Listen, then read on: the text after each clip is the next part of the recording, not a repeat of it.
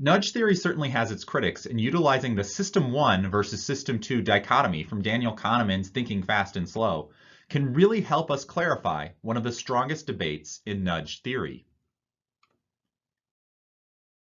The basic criticism is that people don't like to be nudged when they don't know what they're being nudged into doing. They don't want their behavior shaped when they don't really realize that their behavior is being shaped by someone else. George Lowenstein wrote a 2015 paper called Warning, You Are About to Be Nudged, which tackles the concern of transparency in nudge policies. System 1 policies seem to work better than System 2 nudges, but that is not without any negative. System 1 nudge, people are worried that the government may be doing something to change their behavior that they're not even aware of. Whereas System 2 nudges, you're aware of them. They're changing your conscious deliberation. Many don't like the System 1 nudge, plain and simple, even if it helps them, because they don't want their behavior shaped when they don't realize it is being shaped by someone else. Lowenstein shows in his paper that many nudges seem to work even if you're warned about them, getting around the worry of transparency. So, for example, if you are nudged to eat bananas, but they explicitly state, hey, we are going to have some kind of nudge in here where we're trying to shape your behavior to eat more bananas, right? This doesn't seem to decrease the impact, even if you know what's going on how much that nudge influences your decision to eat the bananas.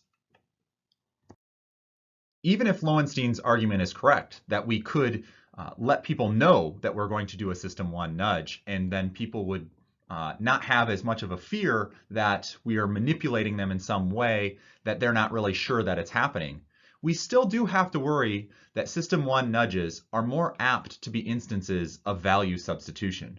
System 1 nudges necessitate guessing what end the individual is seeking so that the choice architecture can drive their System 1 decisions towards that end. Setting a default rule to save in a retirement account, because we know that the status quo has power, is making a judgment that the individual truly does value long-run savings. We're stating that the individual actually has a preference towards what they claim that they want to save more, over what they actually do, where they consume more up front. System 2 nudges provide less room for objectionable cases of paternalistic value substitution, since their goal is ostensibly to allow the consumer to reach their own conclusions. System 1 doesn't allow for any of that deliberation. It helps kind of trigger the automatic part of your brain to start to make judgments in other ways without that deliberation. There have been studies to back up the point that people kind of don't like the idea of System 1 nudges. Young and Mueller of 2016 have an article where they say System 1 nudges, like defaults or sequential orderings, were viewed less favorable than System 2 nudges, like educational opportunities or reminders. System 1 nudges were perceived as more autonomy threatening. In addition, Cass Sunstein, who was one of the original authors of the Nudge book, along with Richard Thaler, in 2016 has a Duke Law Journal article called People Prefer System 2 Nudges. Kind of. Sunstein surveyed the preferences on System 1 and 2 nudges from 2,800 Americans. Sunstein also reports that individuals are more supportive of System 2 nudges, since they believe their decisions are more authentically their own when reached through deliberation. However, Sunstein reports that if people are asked to assume that the System 1 nudge is significantly more effective, then large numbers of them will move their preferences towards a relatively more favorable view of System 1 nudges. Still, some feel, as Jeremy Waldron writes, I wish, though, that I could be made a better chooser rather than having someone on high take advantage, even for my own benefit, of my current thoughtlessness and my shabby intuitions. In other words, I wish I did not need System 1 nudges. Sunstein says in his basic argument on this idea from people prefer System 2 nudges, kind of, that System 1 might tend to prefer System 2 nudges, and System 2 might agree.